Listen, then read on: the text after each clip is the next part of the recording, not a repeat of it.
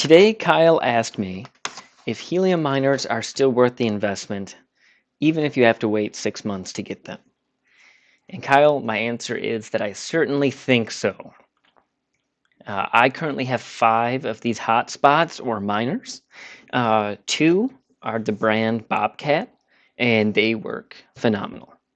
I have 1 rack miner, works great, and I have 2 Nebra miners. And the problem with the Nebra miners is that they don't stay synced to the network. So they're spending half their time syncing and half the time making money. If I look at just the 3 active miners that I have, they're averaging almost $7 a day.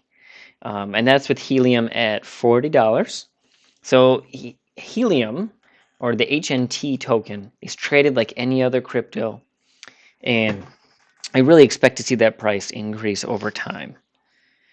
Of course, anything could happen, but as there's more adoption, I would assume it will keep rising. Now, you can find helium miners on eBay for about $1,000, or you can buy them straight from the manufacturer for about $400, but you have to wait that 5 to 7 months. Since these hotspots only use about $1 in electricity, these machines are definitely profitable. Now, as an investor, you have to decide what you're comfortable with as far as your ROI, your return on investment. If it takes you 5 months to break even, are you okay with that? If it takes 8 months, are you okay with that? Maybe you don't care about the price at all because you know in 5 years there'll be mass adoption and these tokens will be worth $200. So you're not worried about anything right now, which certainly could be the case. What I would recommend to you is to go type in Helium Explorer on Google. And this is the Helium Explorer. You can use your scroll wheel and you can zoom in, and it will actually show you every miner that's on the network. So this is Appleton, and each 300-meter segment is a little hexagon here. So we can zoom in, and you can find your area. And if you, let's say this is your area, and there's already 3 miners there, I would not recommend putting a miner here because you split your reward with every miner that's in your hex. So you can be quite profitable with 2 and maybe 3, but you don't want to go to 4, 5, 6, 7. In big areas like Boston, I've seen these say 20 in each hex. I can't imagine that those would be profitable. So definitely take a look at your area and what you can do. Let me jump into one of mine here.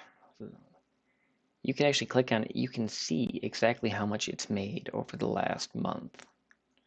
So this is one of my trouble ones. You can see it's not performing very well. Only made about $1 a day.